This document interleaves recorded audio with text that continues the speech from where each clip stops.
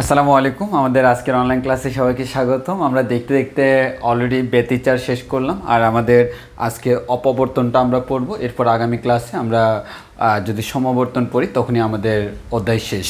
তো আজকে আমরা অপবর্তন স্টার্ট করার আগে ছোট্ট একটা জিনিস বলবো, সেটা হচ্ছে ব্যতিচারের আরেকটু জিনিস, যে অ্যাকচুয়ালি আমাদের ব্যতিচার শেষ, এক্সট্রা কোনো কিছুই লাগবে না। এটা বলতেছি কারণ তোমরা অনেক সময় কনফিউজড হয়ে যাবো ওই কারণে। তো ব্যতিচারের ক্ষেত্রে আমরা যখন পড়ছিলাম ইয়ং এর দ্বিচিট পরীক্ষা, ইয়ং এর দ্বিচিট পরীক্ষা যেটা আমরা পড়ছিলাম, ইয়ং এর দ্বিচিট পরীক্ষা পড়ার সময় একটা জিনিস খেয়াল করে দেখবা, আমরা এখানে যে সিটটা দিছিলাম স্লিট 1 অ্যান্ড স্লিট 2, এই দুইটার মধ্যবর্তী দূরত্বকে আমরা নাম দিছিলাম হচ্ছে এ। এবং আমাদের ফর এক্সাম্পল এই জায়গায় আমাদের এটা কি গঠনমূলক ব্যতিচার নাকি ধ্বংসাত্মক ব্যতিচার, আই ডোন্ট নো। আমি এটা জানার জন্য কি করি, আমি এটা জানার জন্য হচ্ছে দুইটার পথপার্থক্য বের করি। আমার আলো আসে কোত্থেকে? আমার আলো আসে চির থেকে। এখানে কয়টা চির? দুইটা, একটা হচ্ছে চির 1, এটা হচ্ছে চির 2। এই চির 1 থেকে যে আলোটা আসে তার অতিক্রান্ত দূরত্ব হচ্ছে এটা, আর চির 2 থেকে যে আলোটা আসে তার অতিক্রান্ত দূরত্ব হচ্ছে এটা। এখন একটু ভালো করে খেয়াল করে দেখো যে আমরা এখান থেকে একটা জিনিস বলতে পারি, সেটা হচ্ছে আমি যদি বলি এখানে কোনো একটা গঠনমূলক হোক ধ্বংসাত্মক হোক, যে কোনো একটা ব্যতিচার সৃষ্টি হলো, এখন তার কৌণিক ব্যবধান কত কেন্দ্রীয় উজ্জ্বলের সাথে? সিম্পলি আমরা বলতে পারি এই যে দুইটা সিরের যে কেন্দ্র, এই কেন্দ্র থেকে আমরা এই অংশটা কাউন্ট করি, এটাই হচ্ছে আমার সেই কাঙ্ক্ষিত থিটা। এবং একটা জিনিস মাথায় রাখবা, তুমি যদি সিম্পলি তোমাকে যদি আমি জিজ্ঞেস করি আচ্ছা বলো তো এই দুইটার মধ্যে পথপার্থক্য কত, তোমরা খুব ইজিলি বলে দিতা বা এ সির 1 থেকে যতটুকু দূরত্ব অতিক্রম করে এটাকে আমরা নাম দিলাম x1, আর এটা যতটুকু অতিক্রম করে এটাকে নাম দিলাম হচ্ছে x2। তাহলে এটা যদি x1 হয়, এটা যদি x2 হয়, যেহেতু আমার এটা অনেক কাছাকাছি, থিটার মান এখানে অনেক কম হয়, এটা খুবই কাছে, আমরা আঁকার সময় হয়তো অনেক বড় হচ্ছে কিন্তু এখানে থিটার মান খুবই কম, সেক্ষেত্রে আমি যদি এখান থেকে একটা লম্বটা নিই, তাহলে আমরা এটাকে যদি x1 বলি, এই অংশটাকে আমরা x1 বলতে পারি, এই অংশটাকে x1 বললে এই মাঝখানের অংশটা হবে x2 মাইনাস x1 বলা যায়, যেটাকে আমরা বলি হচ্ছে পথপার্থক্য। এই xটা হচ্ছে আমাদের কি? পথপার্থক্য। তো এতদিন আমরা পথপার্থক্যকে x দিয়ে পড়ছিলাম, তো আজকে আমরা একটা যুগান্তকারী জিনিস দেখাই যে পথপার্থক্যকে আমরা অন্য একটা ভাবে বলতে পারি। তো সেই জিনিসটা কি, আমাদের যে এখানে থিটা, সেই থিটার মাধ্যমে প্রকাশ করা যায়। তাহলে থিটার মাধ্যমে প্রকাশ করলে কেমন হয় দেখো, এই যে এখানে যে ব্যবধান থিটা, অ্যাকচুয়ালি তুমি যদি এখান থেকে একটা লম্ব টানো, এই থিটাটা আমার জিওমেট্রিক্যালি সেম হবে। সিম্পলি আমার এটা হচ্ছে জিওমেট্রিক্যালি কি হবে? সেম হবে। তাহলে আমরা এখান থেকে যেই জিনিসটা বলতে পারি যে অ্যাকচুয়ালি তুমি জিনিসটা কিভাবে বুঝবা, দেখো মনে করো আমাদের প্রথম ক্ষেত্রে এখানে একটা সির আছে, এখানে আরেকটা সির আছে, ওকে, এটা হচ্ছে আমার পর্দা, এটা হচ্ছে আমার সেন্টার, যে লাইনটা সেন্টার লাইন, কেন্দ্রীয় উজ্জ্বল। তাহলে একটু খেয়াল করো, প্রথমটার ক্ষেত্রে যদি আমি চিন্তা করি, ভাই আমাদের প্রথমে কেন্দ্রীয় যেটা আছে, এই কেন্দ্রের ক্ষেত্রে তুমি চিন্তা করো, এই ক্ষেত্রে আমাদের এই ক্ষেত্রে আমাদের এখানে যদি আমি এখান থেকে আমি কোনো দাগ টানি, অ্যাকচুয়ালি আমাদের এখানে থিটার মানটা 0। তো তুমি যতই আমাদের এই সেন্টারটাকে যতই বাঁকাবা, এই যে তুমি একটু সরাই ফেললে এখান থেকে আলো এখানে গেল, এখান থেকে আলো এখানে গেল, অ্যাকচুয়ালি এখানে যে পরিমাণ থিটার সরণ হলো, এখানেও আমাদের সেম পরিমাণ থিটার সরণ হলো। আসলে তোমাকে জাস্ট নর্মালি জেনে রাখলে হয়, এক কথায় আমরা বলতে পারবো হচ্ছে এই কোণটা হচ্ছে অ্যাকচুয়াল সেম থিটা, মানে সেম থিটা এক্স্যাক্টলি না হলেও তার কাছাকাছি বলা যায়। তাহলে আমরা মোটামুটি দুইটাকে সেম ধরতে পারি। যদি দুইটাকে সেম ধরতে পারি, তাহলে তুমি একটু ভালো করে খেয়াল করে দেখো, এই যে ট্রায়াঙ্গেলটা যদি আমি এখানে ড্র করি, এই ট্রায়াঙ্গেলটা যদি আমরা এখানে ড্র করি, দেখো এই ট্রায়াঙ্গেলটা হচ্ছে এরকম, এই ট্রায়াঙ্গেলটা হচ্ছে জাস্ট লাইক দ্যাট, এরকম। তাহলে আমাদের এই ক্ষেত্রে এই জিনিসটাকে আমরা বলতেছি এ, আর এই কোণটাকে আমরা বলতেছি থিটা, এটা একটা সমকোণী ত্রিভুজ, আর এটাকে আমরা বলতেছি পথপার্থক্য এক্স। তাহলে আমরা এখান থেকে খুব সিম্পলভাবে বলতে পারি না যে আমাদের এটা যদি আমাদের সমকোণ হয়, এটা হচ্ছে অতিভুজ, আর এটা হচ্ছে ভূমি, আর এটা হচ্ছে লম্ব, এটা হচ্ছে আমাদের কি? লম্ব। তাহলে আমরা এখান থেকে বলতে পারি আমাদের লম্ব আর অতিভুজের মধ্যে সম্পর্ক আছে সাইনের, তাহলে আমরা এখান থেকে বলতে পারি সাইন থিটা ইকুয়ালস টু আমাদের লম্ব বাই অতিভুজ, তাহলে আমরা এখান থেকে বলতে পারি এক্স বাই এ। সুতরাং এখান থেকে বলা যায় x equals to A sine theta. ওই কারণে তুমি বিভিন্ন জায়গায় দেখবা তোমার যে পথপার্থক্য যে এক্সের জায়গায় ওরা এ সাইন থিটা ব্যবহার করতেছে। তো অ্যাকচুয়ালি তোমার এস এখানে যেহেতু থিটার মানটা অত্যন্ত ক্ষুদ্র, থিটা আমাদের কি অত্যন্ত ক্ষুদ্র হয়, সাধারণত এখানে থিটা অত্যন্ত ক্ষুদ্র হয়, আর থিটা অত্যন্ত ক্ষুদ্র হলে থিটা যে কথা, সাইন থিটাও সেম কথা, টেন থিটাও সেম কথা। তখন আমরা এই সাইন থিটার জায়গায় চাইলে আমরা থিটাও বসাইতে পারি, টেন থিটাও বসাইতে পারি, এবং আমরা ম্যাথগুলো করার সময় টেন থিটা দিয়ে করছিলাম। সো তুমি যেভাবেই করো কোনোভাবেই ভুল নাই, কোনো সমস্যা নেই। তো অনেক সময় তুমি সাইন থিটা থেকে কনফিউজড হয়ে যেতে পারো, ওই কারণে এই ব্যাপারটা বললাম। আর আমরা যে অপবর্তন করাবো, অপবর্তনের ক্ষেত্রে প্রতি পদে পদে এই জিনিসটা লাগবে। তাহলে আমরা একটা কথা বলতে পারি, এখান থেকে যদি থিটা কোণে ঘুরে যায়, এই অংশটা যদি এ হয়, তাহলে আমাদের এই জিনিসটাকে আমরা বলতে পারি হচ্ছে এ সাইন থিটা। এটা আমাদের সামনে কাজে লাগবে। তো এবার আসো আমরা অপবর্তন শুরু করি। আমাদের এটা মেইন কনসার্ন না, আমাদের মেইন কনসার্ন হচ্ছে অপবর্তন। এখন আমরা অপবর্তন স্টার্ট করব।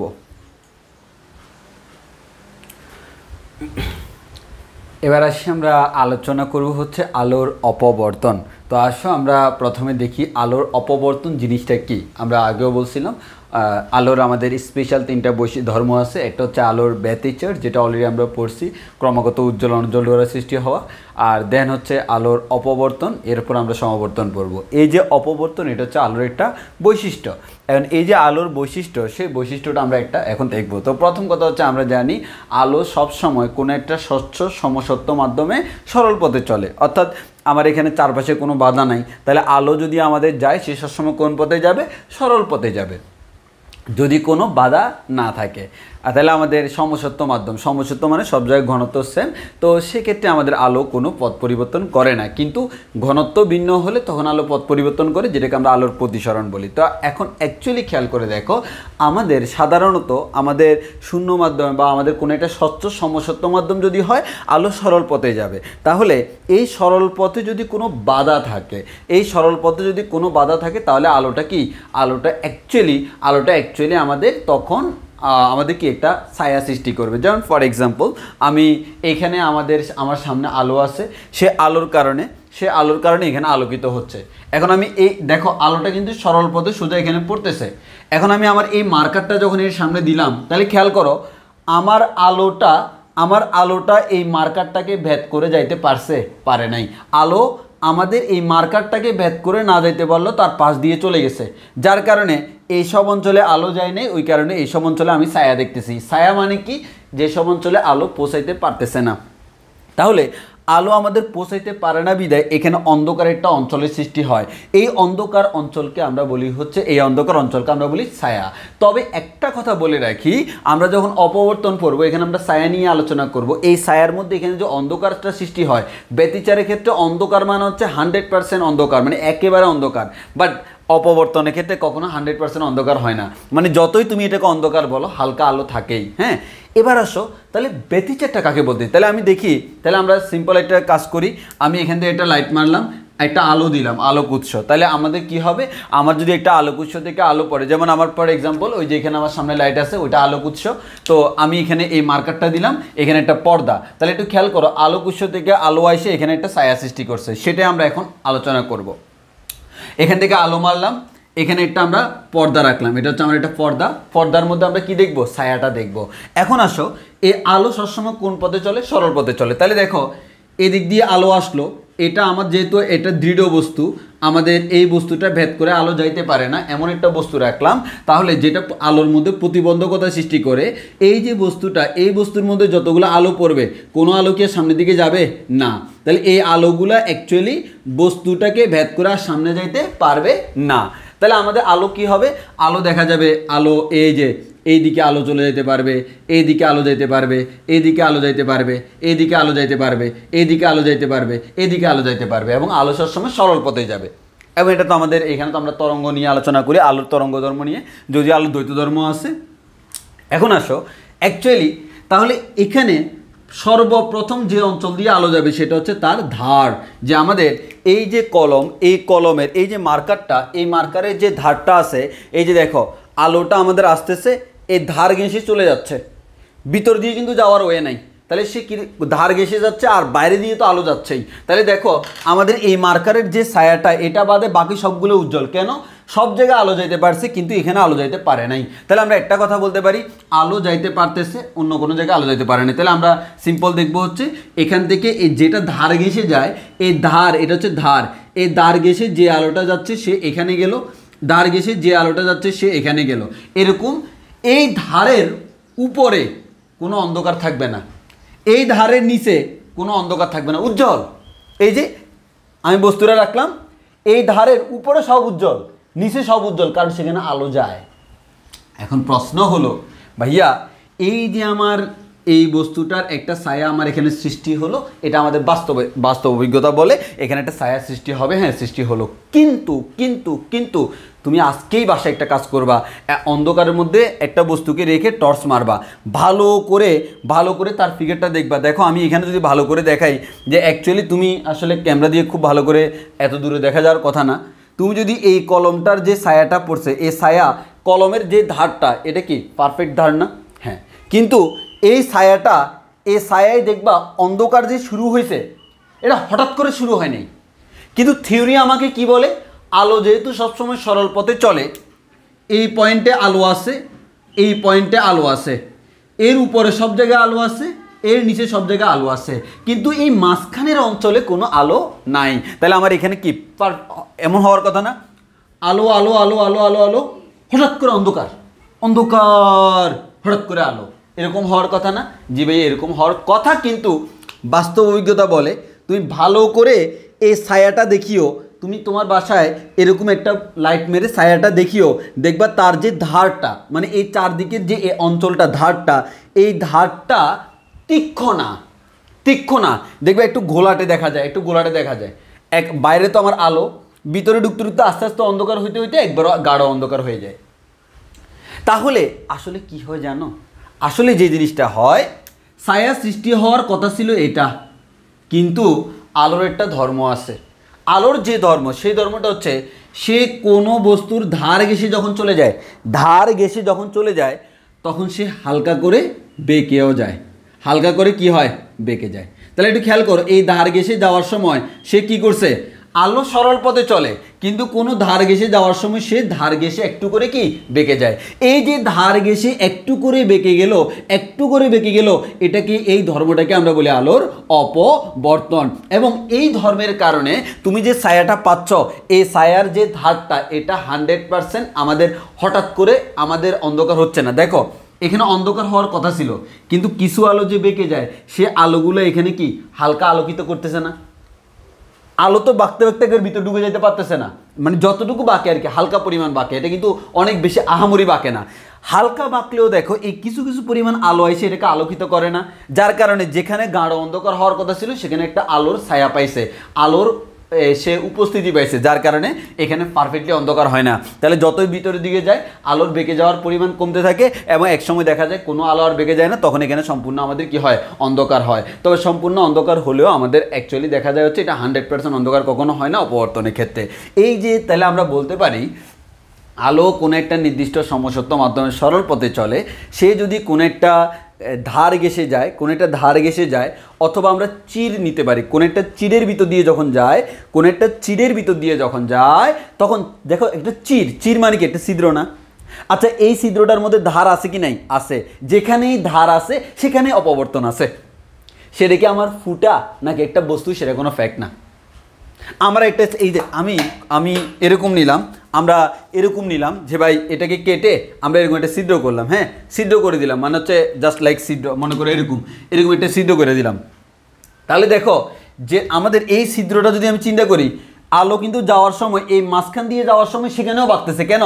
দেখো এই দিকেও ধার আছে, এই দিকেও ধার আছে, তাহলে অপবর্তন এই দিকেও হবে, এই দিকেও হবে। তাহলে চিরের ভিতর দিয়ে বা ফুটার ভিতর দিয়ে যাওয়ার সময় হবে, আবার কোন একটা সলিড বডি তার ধার দিয়েও যাওয়ার সময়, এক কথায় ধার পাইলে সে একটু বেঁকে যায়, ধার পাইলে একটু করে বেঁকে যায়। এটাকে আমরা বলি আলোর, এই যে নটি ধর্ম, এই নটি ধর্মটাকে আমরা বলি হচ্ছে আলোর অপবর্তন। তাহলে আমাদের অপবর্তন নামটাই শুরু হয়েছে অ দিয়ে, অপ মানে এটা ভালো না। তাহলে আমাদের এই যে আলো বেঁকে যাওয়ার কথা না, কিন্তু সে কথা দিয়েও কথা রাখেনি, সে বেঁকে গিয়ে অপবর্তন নামক একটা ধারণা সৃষ্টি করছে। তাহলে ওই কারণে তুমি কোনো বস্তুর ছায়াটা, বস্তুর ধারগুলো তীক্ষ্ণ, কিন্তু ছায়াটার ধার কখনো তীক্ষ্ণ হয় না, একটু ঘোলাটে হয়। এটাই হচ্ছে আলোর অপবর্তনের কারণ।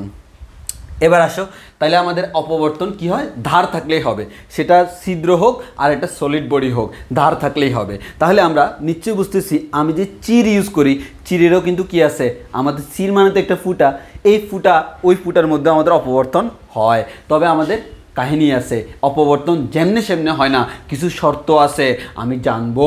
তবে আর আমাদের ইন্টারমিডিয়েট লেভেলে অপবর্তনটা একটু সংক্ষেপে দেওয়া, আমরা ইন ডিটেলস ভার্সিটি লেভেলে হয়তো আমাদেরকে ভার্সিটি লেভেলে পড়তে হয়, অলরেডি আমরা ফার্স্ট ইয়ারে পড়ে আসছি ভার্সিটির এগুলা। তো তোমাদের যতটুকু লাগবে আমি ঠিক ততটুকুই বলবো, আহামরি আমরা কোনো কিছু দিয়ে ঝামেলা পাকাবো না।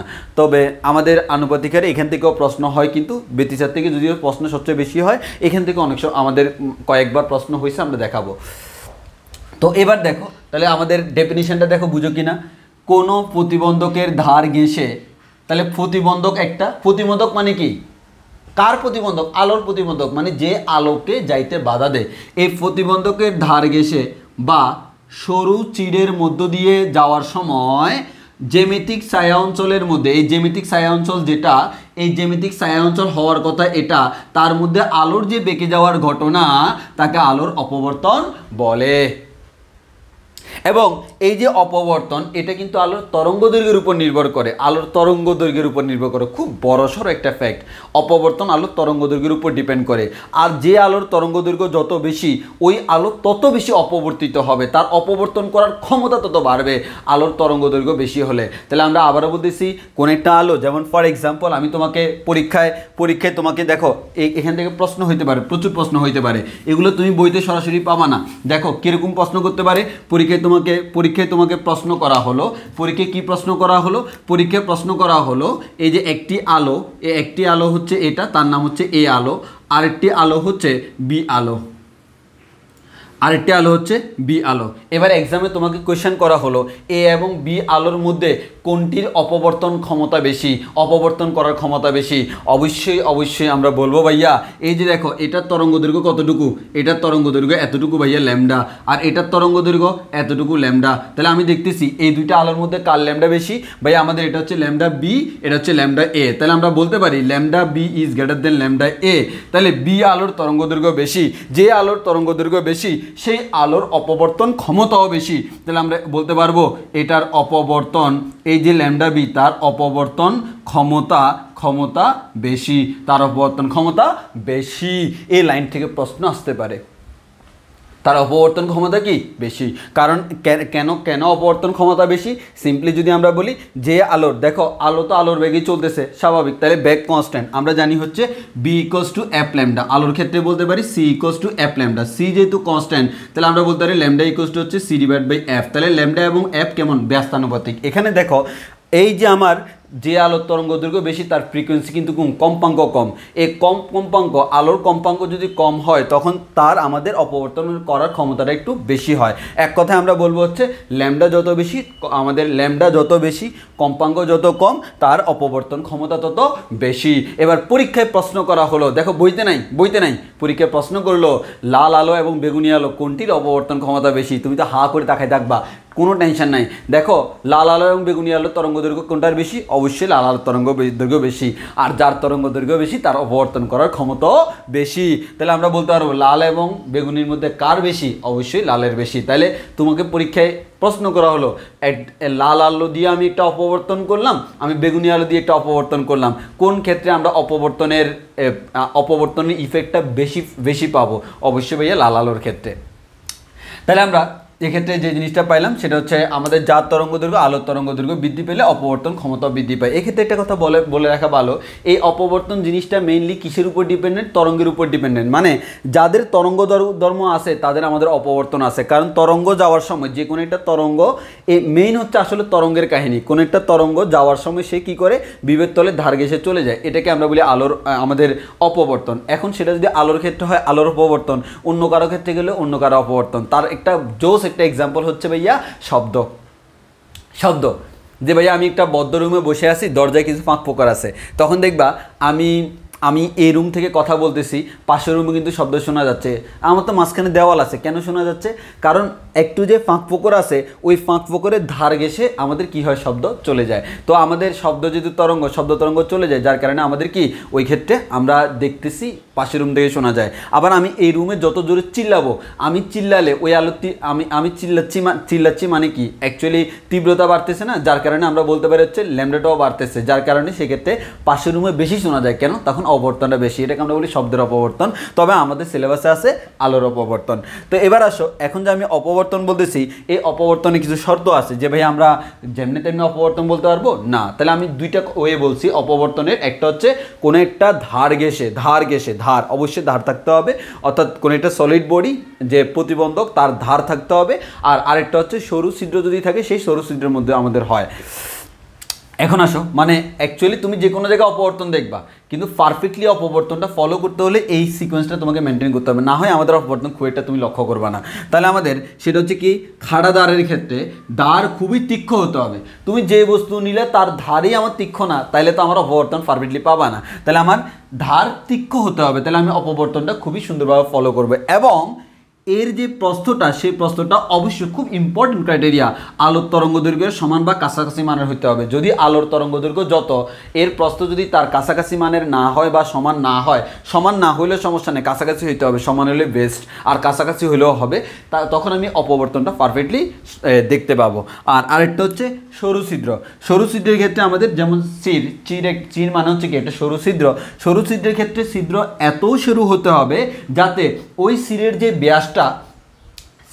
ব্যাস, সেই সিরের ব্যাসটা যাতে আলোর তরঙ্গ দৈর্ঘ্যের সমান বা কাছাকাছি হয়। এটা হচ্ছে মোস্ট ইম্পর্টেন্ট ধর্ম। এখন আমি বললাম ভাইয়া চিরের মধ্য দিয়ে দেখা যায়, এবার তোমাকে বলা হলো আচ্ছা চির মানে কি ভাইয়া, আমাদের দৈর্ঘ্যের তুলনায় প্রস্থটা যদি আমাদের খুবই নগণ্য হয়, তাহলে প্রস্থের তুলনায় আমাদের এই যে যদি নগণ্য হয়, চিকন আমাদের দৈর্ঘ্যের তুলনায় প্রস্থটা খুবই নগণ্য। এবার আমি তোমার বললাম তাহলে একটা কাজ করি, আমি একটা চির নিচ্ছি। কেমন চির ভাইয়া? এই যে দেখো, এই যে আমি একটা চির নিছি, এই যে এটা হচ্ছে আমার একটা চির। কেন ভাই? দৈর্ঘ্যটা তো অনেক লম্বা, প্রস্থটা এটা, কিন্তু এটা কি ছোটোখাটো কোনো ফুটা? অনেক বড় কিন্তু ফুটাটা।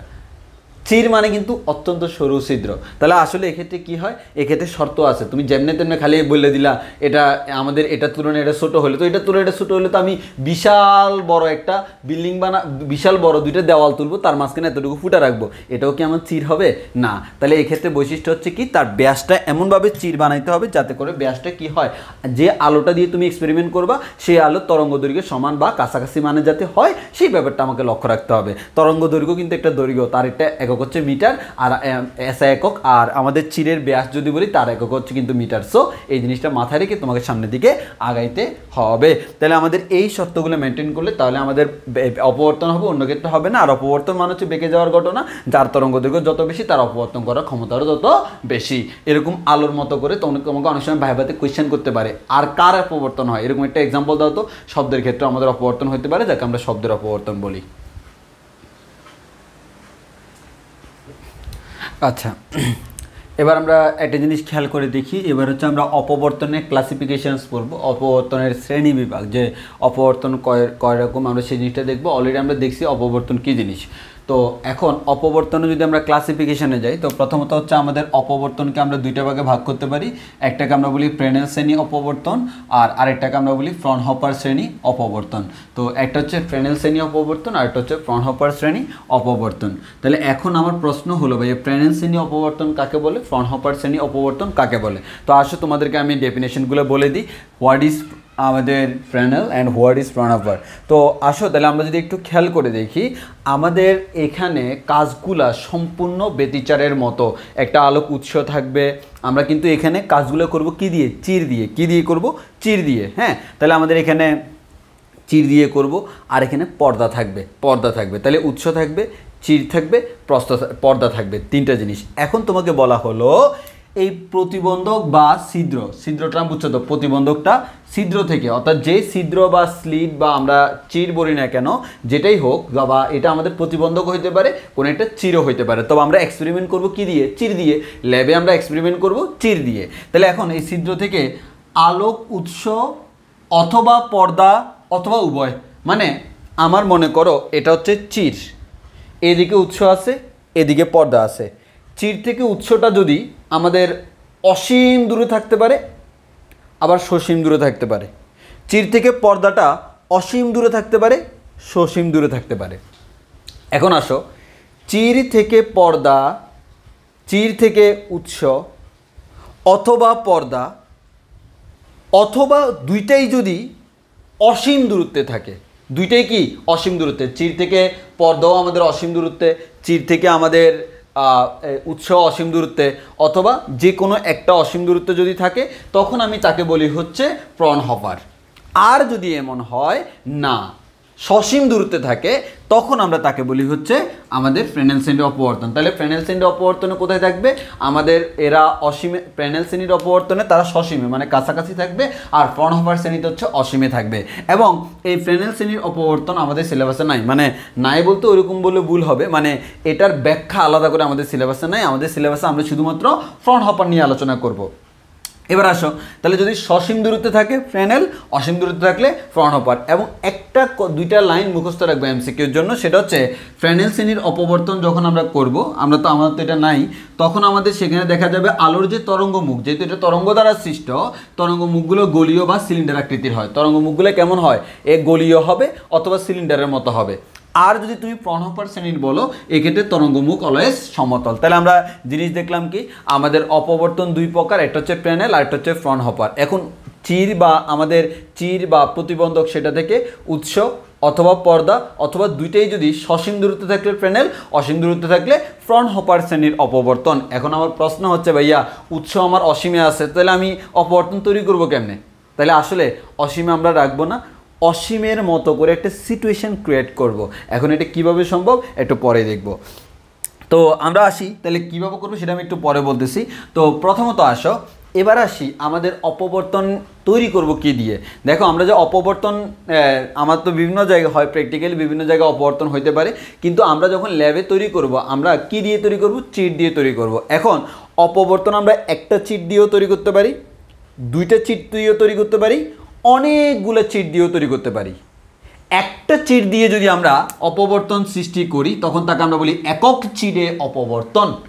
যদি দুইটা চিট দিয়ে তৈরি করি তখন আমরা বলি দ্বিচিট অপবর্তন বা যুগ্ম চিটে অপবর্তন। আর আমরা যদি অনেকগুলো চিট নিয়ে একসাথে শর্ত সাপেক্ষে তখন আমরা তাকে বলি অপবর্তন গ্রেটিং বা জাজরি, যেটা আমাদের এই অপবর্তন শেষ করার পরেই আমরা অপবর্তন গ্রেটিংটা পড়াবো। তাহলে অপবর্তন গ্রেটিং বা জাজরি কি আমরা বুঝে গেলাম। এবার আসি, তাহলে আমাদের সেটা আমরা পরে আরও ডিটেলস আলোচনা করব। আপাতত যদি একটা চির, এখন তুমি বলতে পারো ভাইয়া একটা চির থেকে আমাদের অপবর্তন হবে, আমার একটা উজ্জ্বল অন্ধকার এরকম ডোরা সৃষ্টি হবে? অবশ্যই হবে। আসলে একটা চির দিয়ে তুমি বলতে পারো ভাইয়া আমরা তো যখন ইয়ংয়ের দ্বিচিট করছিলাম তখন দুইটা চির ছিল, দুইটা চির থেকে আলো এসে সমদশা বিপরীত দশা মিলিত হয়েছে, তখন আমরা বুঝে গেছি। কিন্তু একক চিরে কেমনে?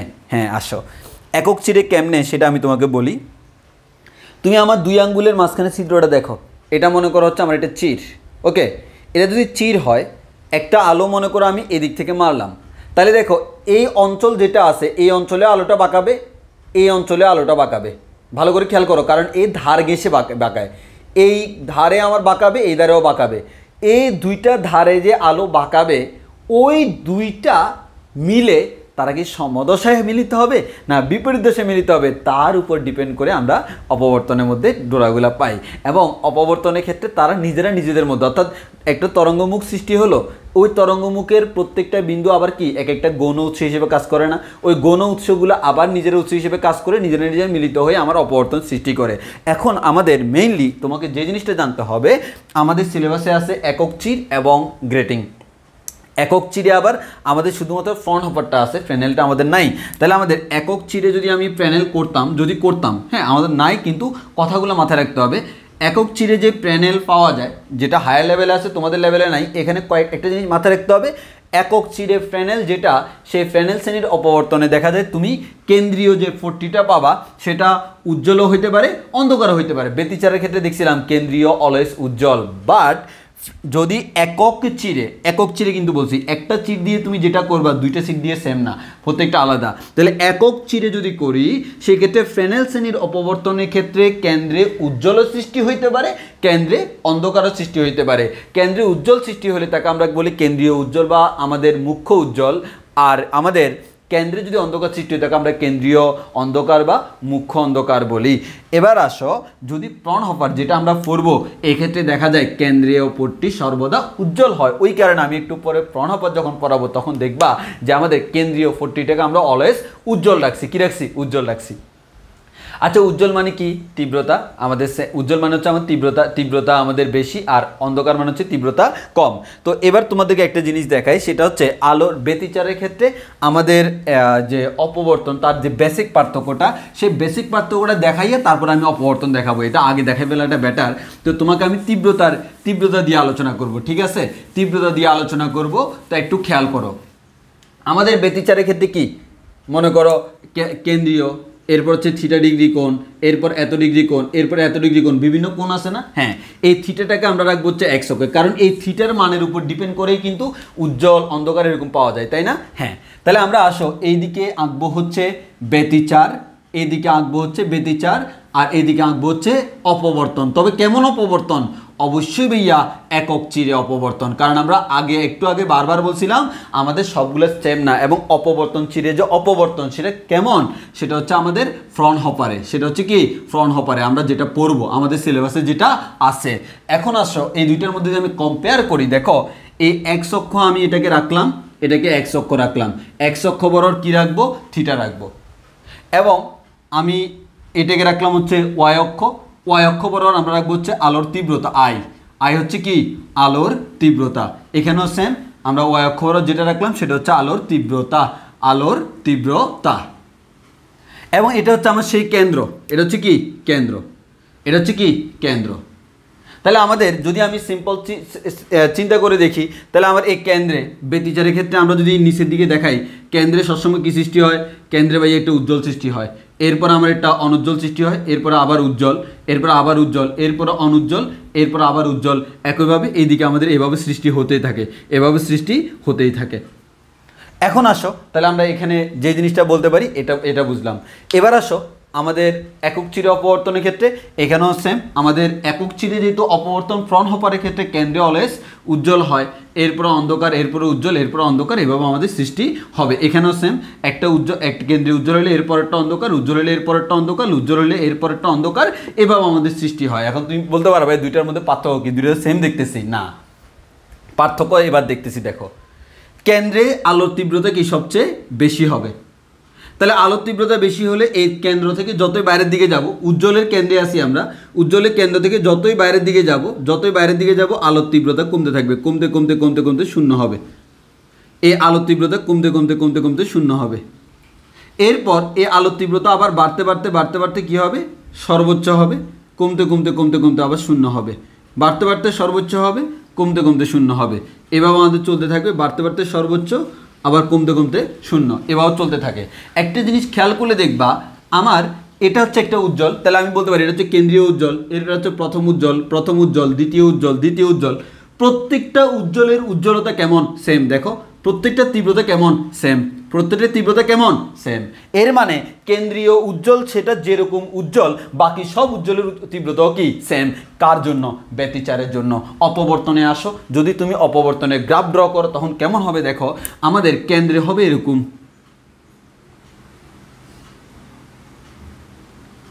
আমাদের কেন্দ্রে এরকম হলো, এরপরেরটা দেখা যাবে আমাদের এরকম, এরপরেরটা দেখা গেল আমাদের এরকম হলো, এরপরেরটা দেখা গেল এরকম হবে, এরপরেরটা দেখা যাবে এরকম হবে, এইভাবে আমাদের চলতে থাকবে।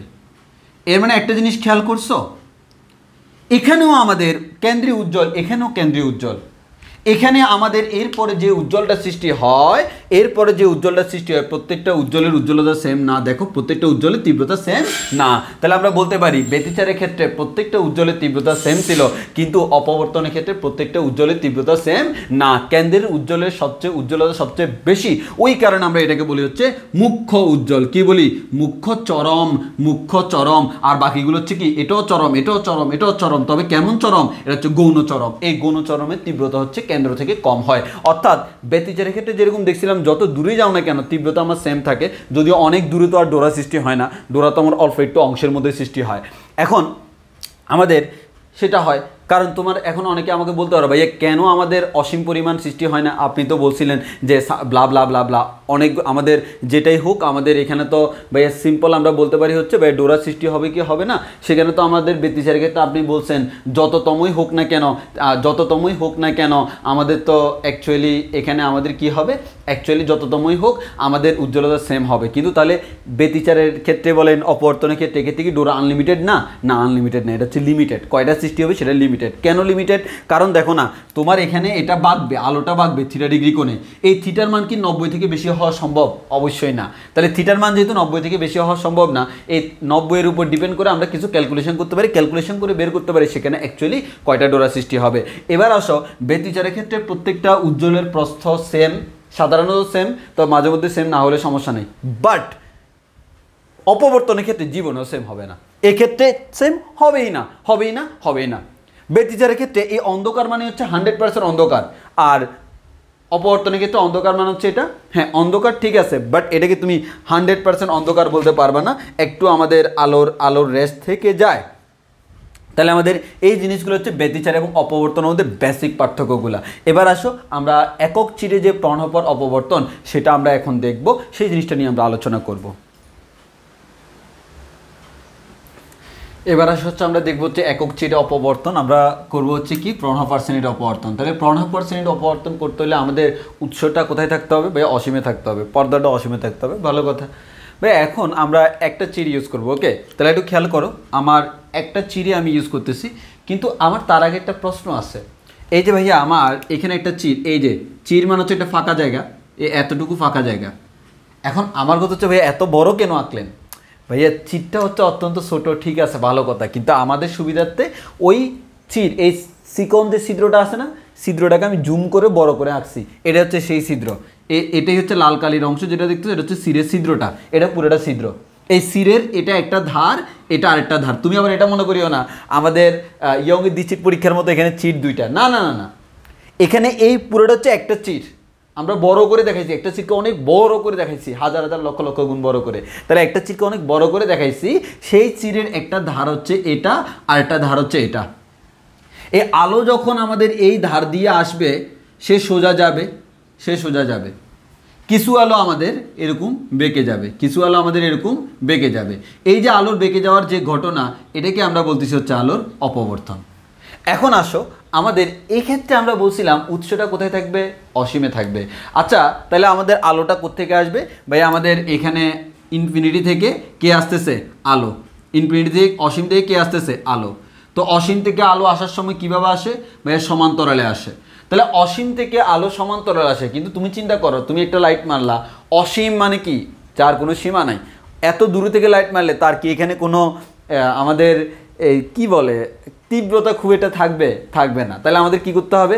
অসীম থেকে আমরা মারবো না, কাছে থেকেই মারবো। এত বড় জায়গাও আমার নাই, তবে এমনভাবে মারবো যাতে সেটা অসীমের মতো হয়।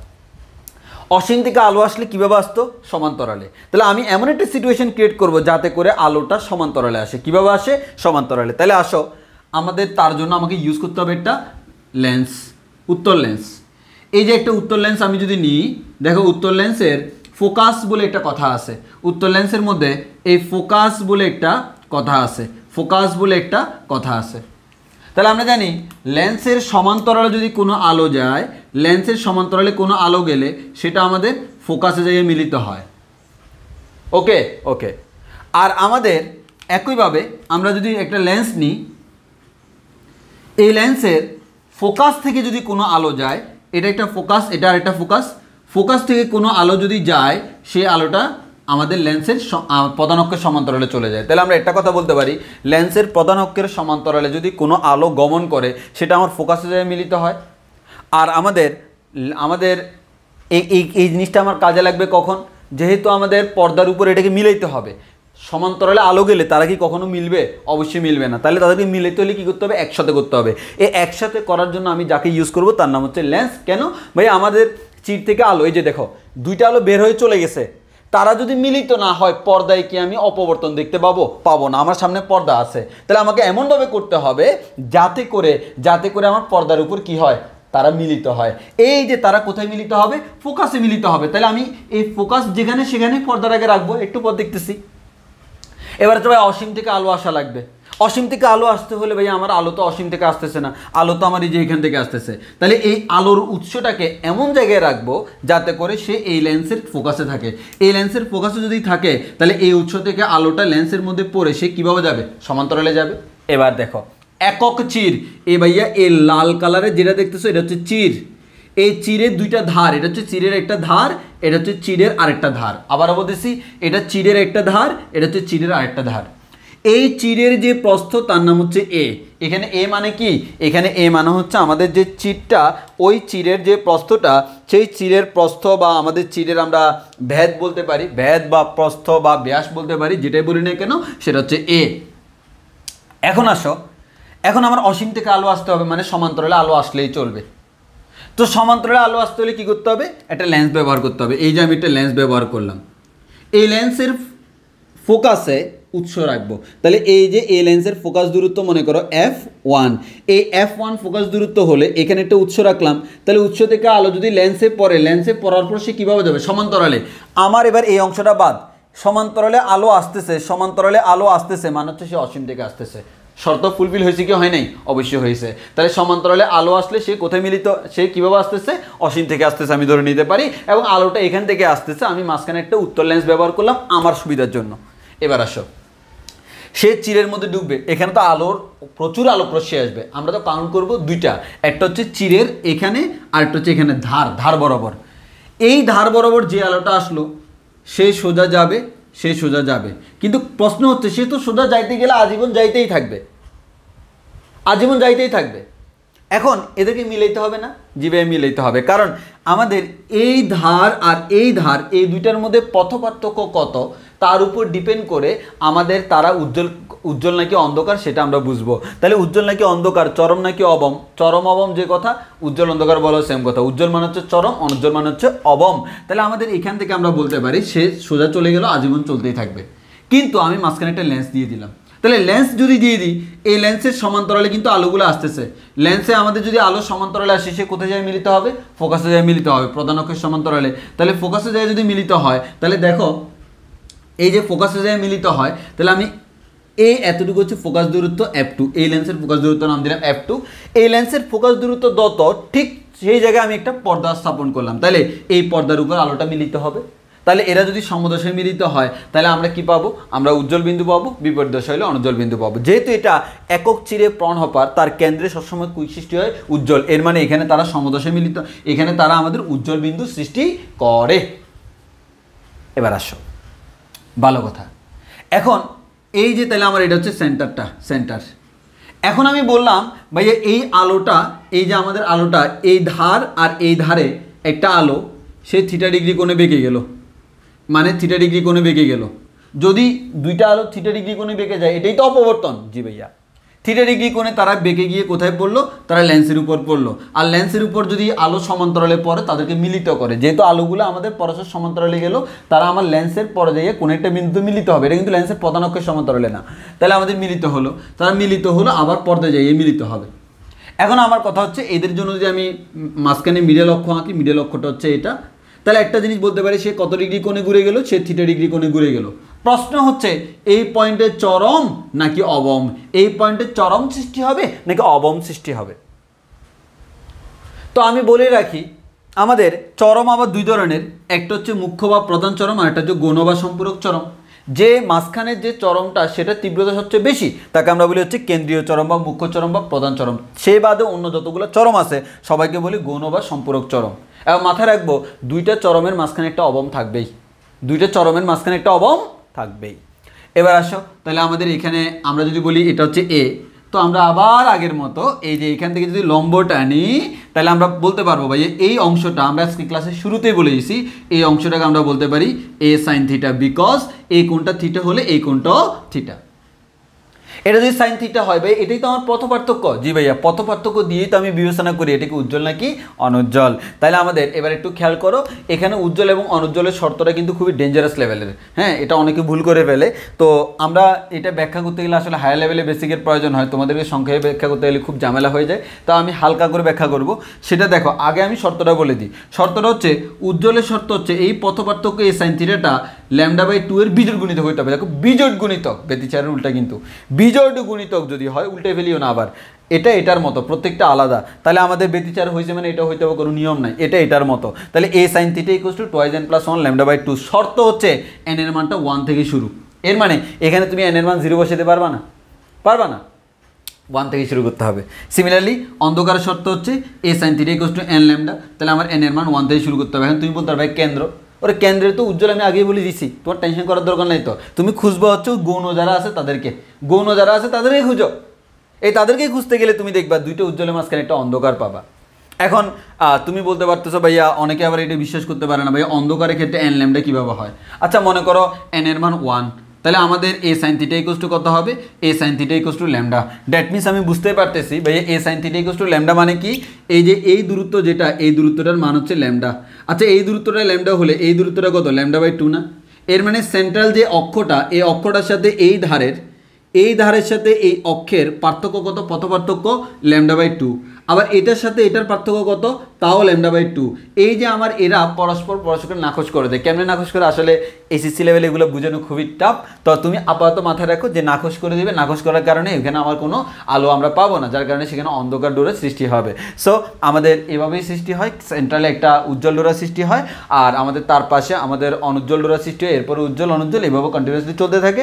তবে আমাদের যত দূরে যাব উজ্জ্বলের উজ্জ্বলতা কমতে থাকে। এবং তুমি এখানে যদি পারফেক্টলি ড্র করো, যদি আমি বাস্তবতায় যাই, হ্যাঁ, এখন আমাকে বলা হলো ভাইয়া আপনি প্র্যাকটিক্যালি যদি ফ্রনহফার করেন, এই জিনিসটা প্র্যাকটিক্যালি ইমপ্লিমেন্ট করেন, তাহলে তো আমাদের কিছু পার্থক্য হবে। দেখেন প্র্যাকটিক্যালি ইমপ্লিমেন্ট করতেছি, আমি বাস্তবতায় যাচ্ছি, চরম বাস্তবতা। তো বাস্তবতায় যদি যাই তাহলে কি হবে একটু খেয়াল করো, বাস্তবতায় যদি যাই তাহলে আমরা অবমের জন্য, অবম মানে অনুজ্জ্বল, বুঝতে পারতেছ, অবমের জন্য আমরা পাবো যে a sin θ এর যে মানগুলা, a sin θ এর মানগুলো আমার এরকম আসে λ, 2 λ, 3 λ, এভাবে ডট ডট ডট এভাবে আসে। এর মানে আমি বুঝতে পারলাম অবমের ক্ষেত্রে আসলেই প্র্যাকটিক্যালি এরকম আসে।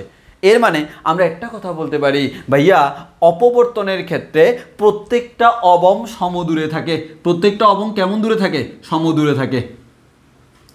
প্রত্যেকটা অবম সমদূরে, মানে একটা অবম এখানে সৃষ্টি হয়েছে, একটা অবম এখানে, একটা অবম এখানে, এটা সবসময় সমান দূরত্ব বজায় রাখে, অবমগুলা সমান দূরত্ব বজায় রাখে।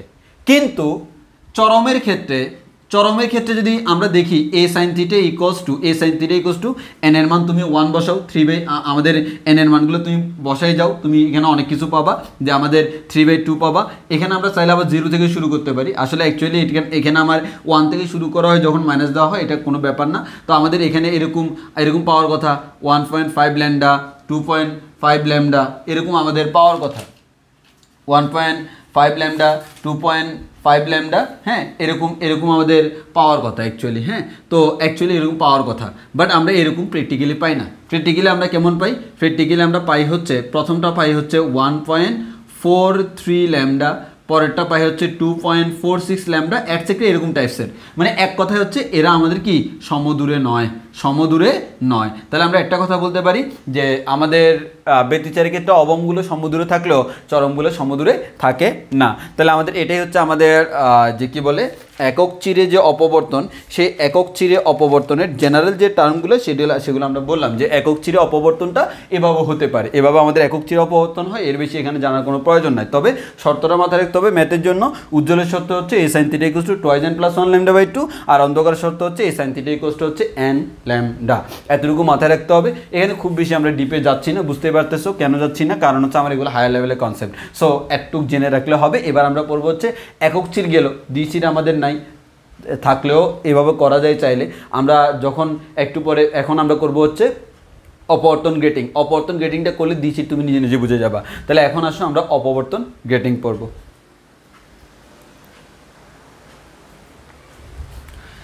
এবার আসি হচ্ছে অপবর্তন গ্রেটিংয়ে। তো অপবর্তন গ্রেটিংয়ে যদি আমরা আসি, অপবর্তন গ্রেটিং বলতে অ্যাকচুয়ালি আমরা কী বুঝি সেটা একটু খেয়াল করো।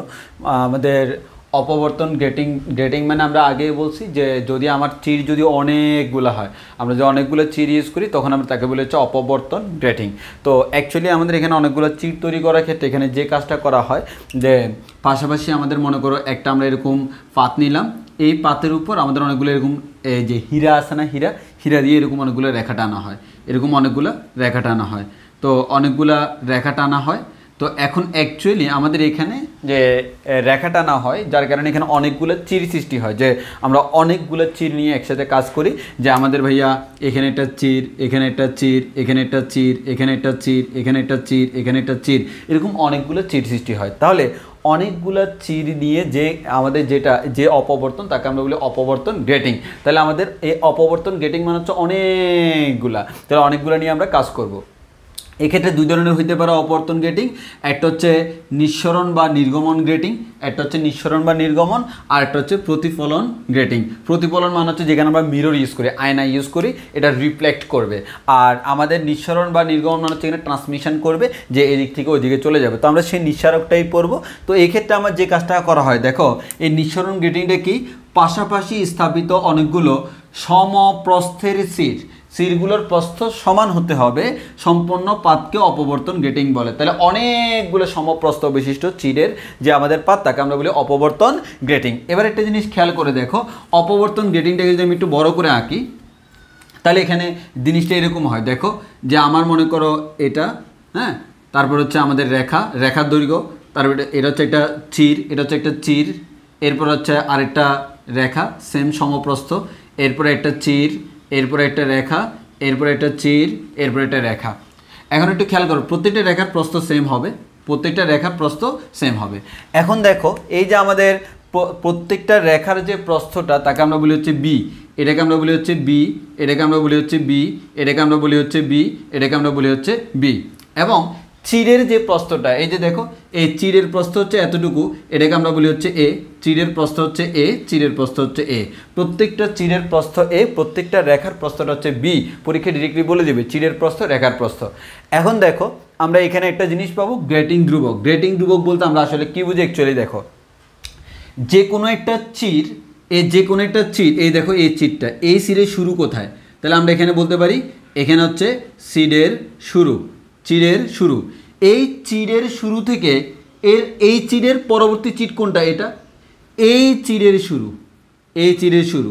তাহলে যে কোনো একটা চিরের শুরু থেকে এর পরবর্তী চিরের শুরু পর্যন্ত যে দূরত্বটা, এটাকে আমরা বলি হচ্ছে অপবর্তন গ্রেটিং ডি, এটাকে আমরা বলি হচ্ছে গ্রেটিং ধ্রুবক, এটাকে আমরা বলি হচ্ছে গ্রেটিং ধ্রুবক ডি, গ্রেটিং কনস্ট্যান্ট, এটাকে আমরা বলি গ্রেটিং ধ্রুবক। তাহলে গ্রেটিং ধ্রুবক বলতে আমরা কি বুঝি, কোনো একটা চিরের শুরু থেকে এর পরবর্তী চিরের শুরু পর্যন্ত যে দূরত্ব, এই দূরত্বটাকে আমরা বলি গ্রেটিং ধ্রুবক। একইভাবে এভাবেও বলা যায়, এটা মনে করো এই চিরটা না, এই চিরের এটা কি শেষ না, এটা কি চিরের শেষ, চিরের শেষ।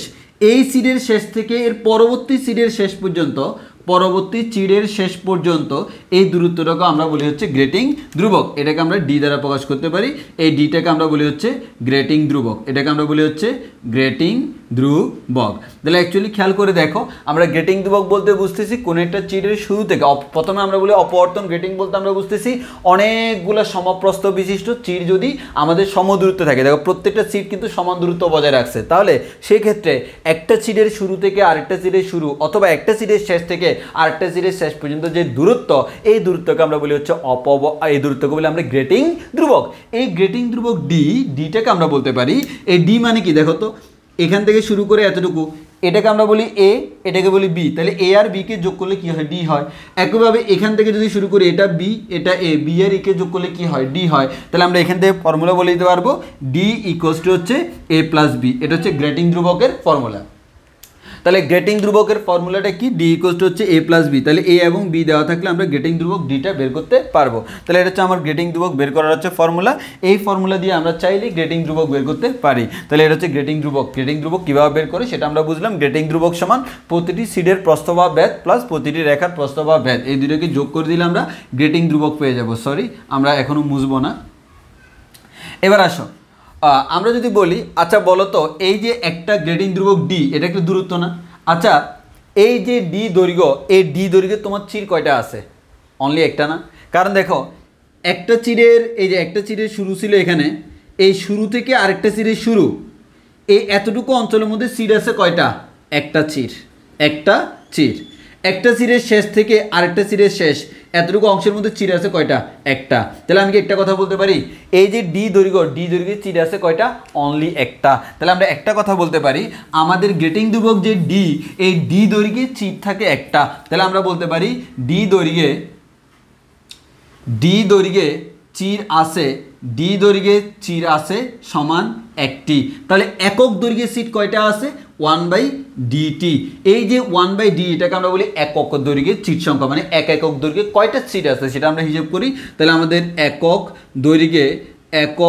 দৈর্ঘ্যে চির সংখ্যা, একক দৈর্ঘ্যে যে চির সংখ্যা তাকে আমরা n দ্বারা প্রকাশ করি, n = 1/d। তাহলে n মানে কি? একক দৈর্ঘ্যে চিট সংখ্যা। আবার চাইলে আমরা এভাবে বলতে পারি n = 1/d এর জায়গায় বলা যায় a + b, কারণ d মানে হচ্ছে a + b, এটা হচ্ছে একক দৈর্ঘ্যে চির সংখ্যা। একক দৈর্ঘ্যের চির সংখ্যা আমরা এভাবে বলতে পারি। তাহলে এটা হচ্ছে আমাদের মেইন কনসার্নটা, যে আমরা একক দৈর্ঘ্যের চির সংখ্যা আমরা এভাবে বলতে পারবো। এবার আসো আমাদের এই যে অপবর্তন গেটিংয়ের ক্ষেত্রে আমাদের কি হয়, আবার হুবহু সেম স্টাইলে আমরা এটাকে দেখাইতে পারবো যে অপবর্তন গেটিংয়ের ক্ষেত্রে আমরা কি পাই। একটু খেয়াল করলেই দেখবা। তাহলে অপবর্তন গেটিংয়ের ক্ষেত্রে যদি আমরা বলি, তাহলে দেখো এখানে আমরা অনেকগুলো পাবো, যে আমরা আগে যেরকম পাইছিলাম না। দেখো তাহলে আমরা এখানে এই যে একটা রেখা, এই একটা চির শুরু, এখান থেকে আরেকটা রেখা, আরেকটা চির, আরেকটা রেখা, এভাবে চলতে থাকবে। ওকে, তো আমরা শুধুমাত্র মাঝখানে দুইটা দিয়ে দেখাই। হ্যাঁ, তুমি তো অনেকগুলো দেখাইতে পারবা। তো অ্যাকচুয়ালি আমাদের এখানে যে কাজটা করতে হবে, এটা হচ্ছে আমার চির, আর এখানে আমরা কি রাখলাম? এখানে আমরা পর্দা রাখলাম। পর্দার মধ্যে আমি সব কিছু দেখতে পাবো। পর্দার মধ্যে যদি তুমি সব কিছু দেখতে পাও, তো একটু খেয়াল করে দেখবা যে আমরা এখান থেকে তো আলোগুলো সমান্তরালে আসবে অসীম থেকে। তাহলে আমাদের দেখো এটা একটা চির, এটা একটা চির। তাহলে একটু খেয়াল করে দেখো, এই চিরে আলো ঢুকতেছে সমান্তরালে।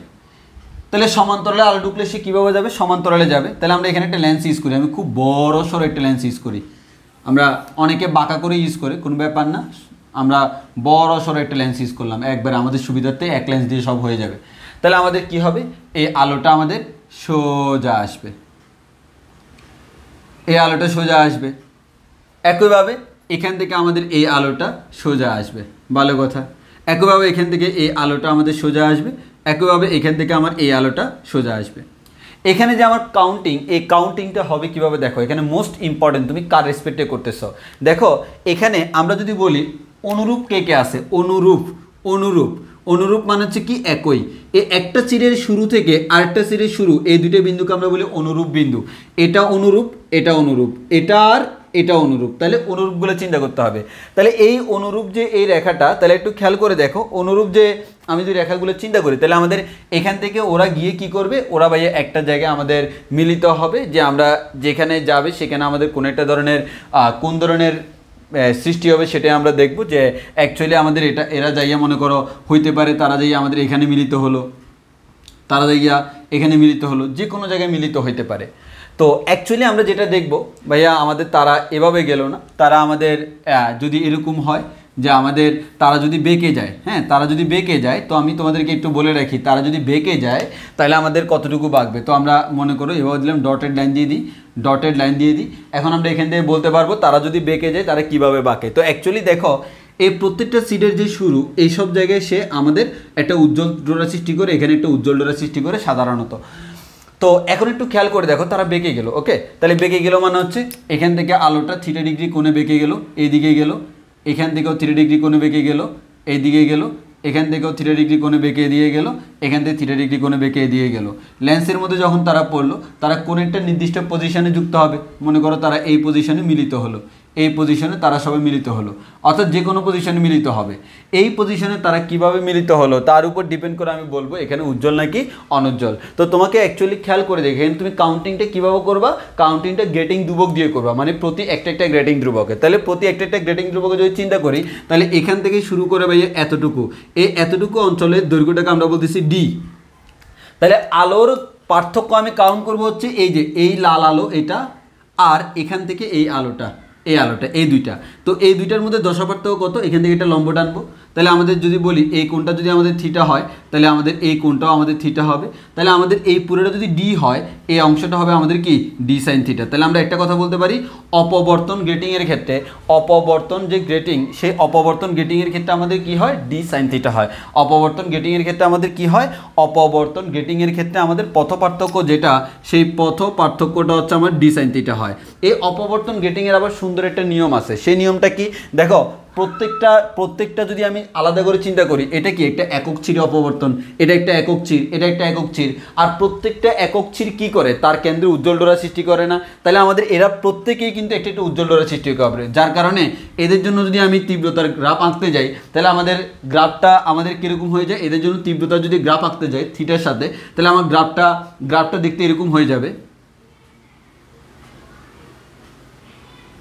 মানে বুঝছো তো, অর্থাৎ ওই প্রত্যেকটা ডোরার জন্য একটা একটা করে হাইয়েস্ট উজ্জ্বল পাবো প্রত্যেকটার জন্য, কারণ প্রত্যেকটা চিরের জন্য একটা একটা করে হাইয়েস্ট উজ্জ্বল পাবো, আর এর মাঝখানে অনেকগুলো আমরা উজ্জ্বল আর অনুজ্জ্বল পাবো, আর উজ্জ্বলগুলোকে আমরা বলবো কি আমাদের কেন্দ্রীয় বা প্রধান, এগুলো হচ্ছে মুখ্য, আর এখানকার উজ্জ্বলগুলো হচ্ছে গৌণ। তো এটা তো আমরা আগে বলছি, এটা সিম্পল ব্যাপার স্যাপার। তো আমাদের মেইন যে কনসার্নটা সে মেইন কনসার্ন এটা না, সে মেইন কনসার্ন হচ্ছে এখানে আমাকে চরম এবং অবমের শর্তগুলো কী কী। তো আমরা এখানে মাথায় রাখবো এখানে যে চরমের শর্ত হচ্ছে ডি সাইন থিটা, যেটা g sine theta equals to n lambda হবে, d sine theta equals to n lambda হবে, যেখানে আমাদের এন এর মান হচ্ছে 0 1 2 3 এটসেট্রা। আর অবমের যে শর্ত সে অবমের শর্ত হচ্ছে D sine theta equals to twice N plus 1 lambda by 2, যেখানে এন এর মান হচ্ছে 0 1 2 3 এরকম। তাহলে ওভারঅল আমি জেনে গেলাম এটা হচ্ছে চরম এবং অবমের শর্ত। তাহলে আমাদের চরমের শর্ত হচ্ছে D sine theta equals to n lambda, আর অবমের শর্ত হচ্ছে আমার d sine theta equals to twice N plus 1 lambda.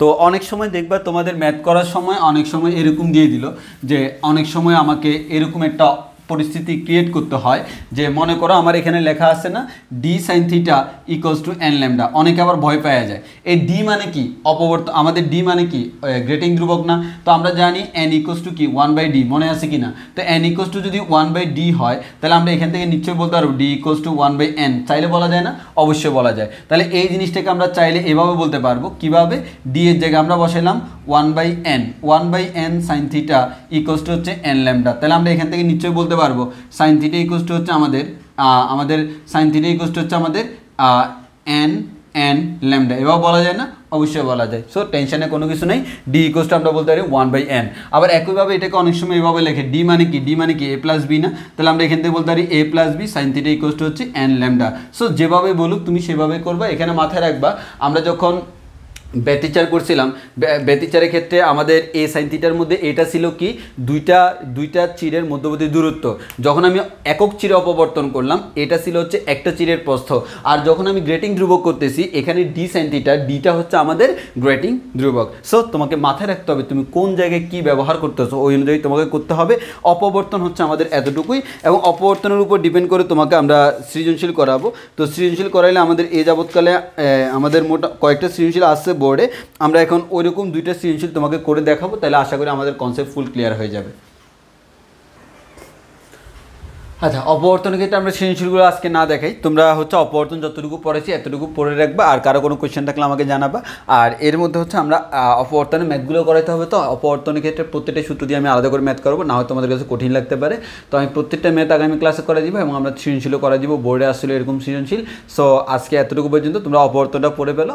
অপবর্তনটা পড়ার পর আমরা নেক্সট ক্লাসে এটার ম্যাথ এবং সৃজনশীল নিয়ে আসতেছি, এরপরে আমাদের সমাবর্তন মাধ্যমে ক্লাস শেষ হবে। আজকের ক্লাস এতটুকু পর্যন্ত, সবাই ভালো থেকো, সুস্থ থেকো, আল্লাহ হাফিজ, আসসালামু আলাইকুম।